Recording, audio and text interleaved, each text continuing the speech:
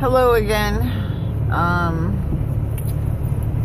I figured this video should probably have been my first one because I wanted to start off with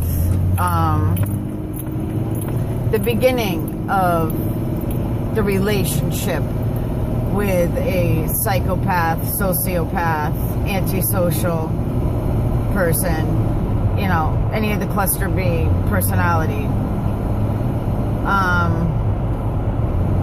Because at first it starts off wonderful. You could not be happier. They become your instant soulmates. You'll hear that an awful lot. My husband said that he was looking for me his whole life and he found me.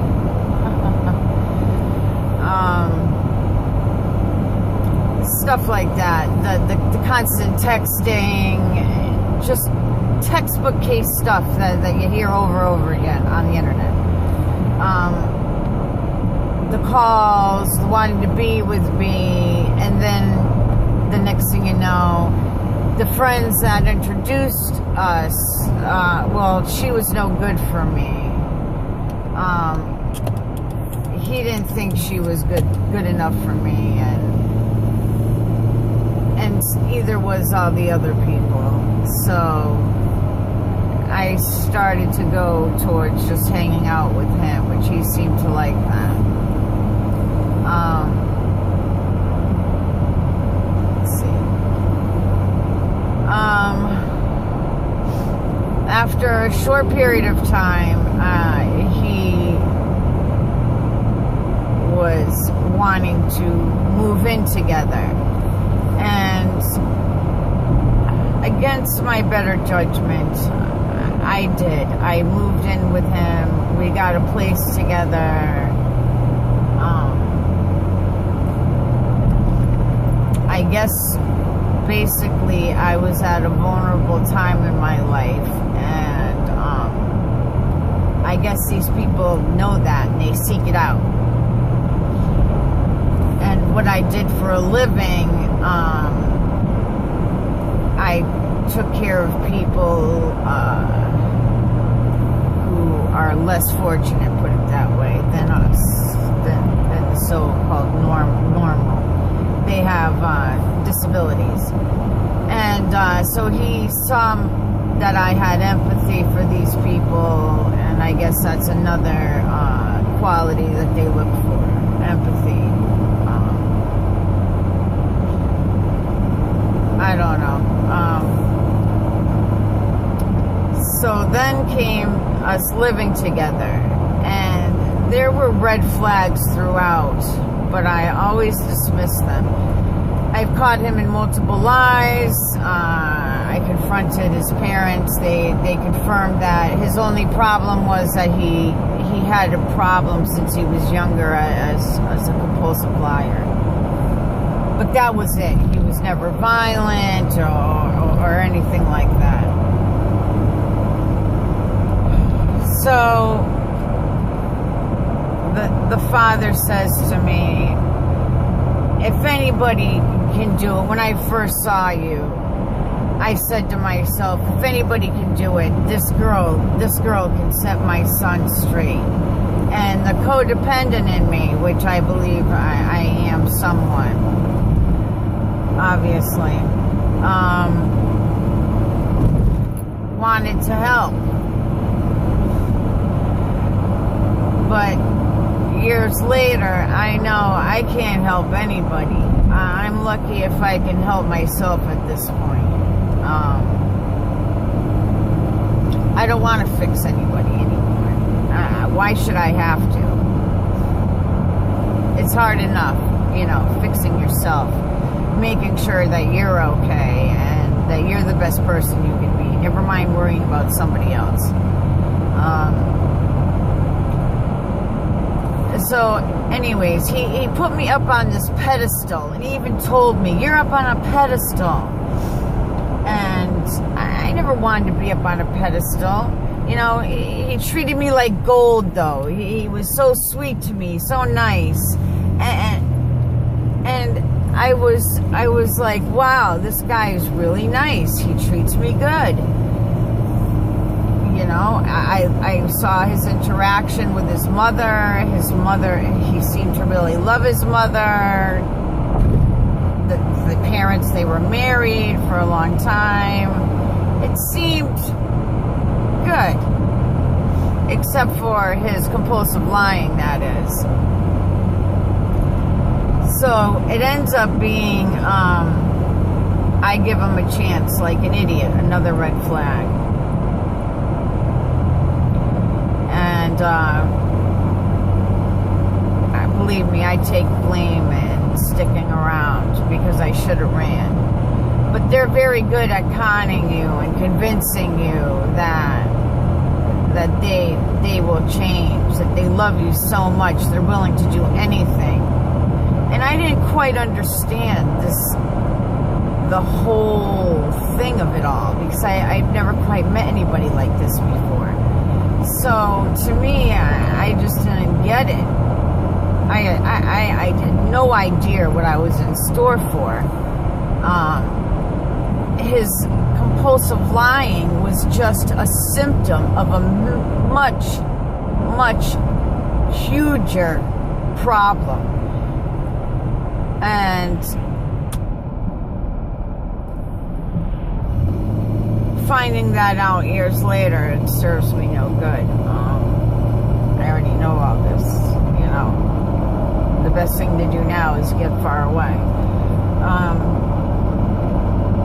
But as far as the beginning stage, God, I thought I met my soulmate. It was almost too good to be true. He liked the same things that I liked. You know, he would run and open up the door for me. And, oh, he was just so, what a gentleman, and so nice. And then one day, boom, it changed. It was like I was in shock. Total shock. I couldn't believe my eyes, what I was seeing. And the coldness in his voice and in his eyes was unbelievable.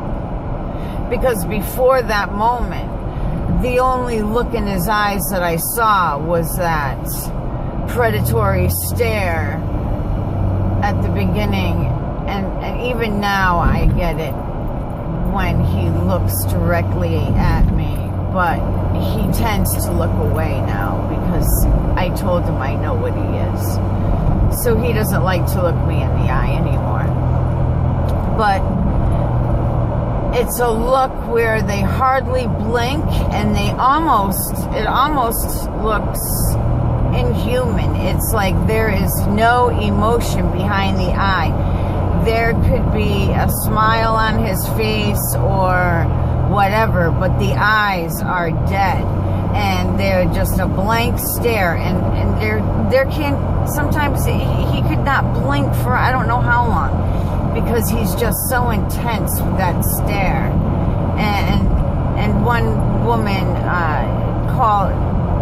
she said it felt like being eaten up, and that's what reminds me of a reptilian just staring at its prey. And that's the look I remember. And at the time, it just didn't click. I thought it was odd, as I had mentioned in a previous video. So watch out if you see that kind of look. I'm telling you right now, a real person, man or woman, who has real intentions, their eyes don't lie. They just don't. They don't, and neither do their actions. So if they're talking one thing and their actions are another, that's a big problem. That's another red flag.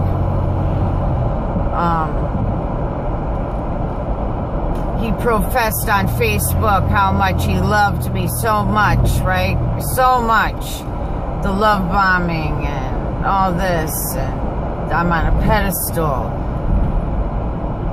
Within a few weeks, he had already been texting a co-worker at work. after he professed on Facebook how he would never deceive me. Within weeks of this. But I found out about it before supposedly anything happened. God only knows. But yeah, it went on for a couple of weeks. And then that seems to be the end of Mr. Nice Guy, because I got to see who he really was during that time. My grandmother had just passed away, and I really needed him at that point. And she was like a mother to me. And yeah, that was his opportunity to try and get with a coworker. Yeah. Yep. And that was the end of, I guess, him pretending to be the nice guy. And the mask fell off. I'm going to end that there for now. But yeah, it was the greatest relationship in the beginning. I was happy. He was funny. He was charismatic. It was just, I felt like I really found my soulmate. I really did. And he liked the same things that I liked. It was just great. And then one day, all that disappears. And then you're sitting there wondering if you're nuts, or was this all a lie this whole time? Could somebody possibly be that evil?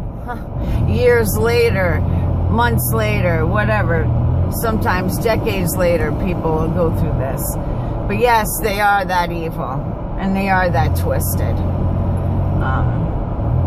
Until next time, follow your gut. Like I said, I have not followed my gut many times, and each time regretted it. Your gut's there for a reason. Follow it and you won't regret it. Until next time, take care and be safe.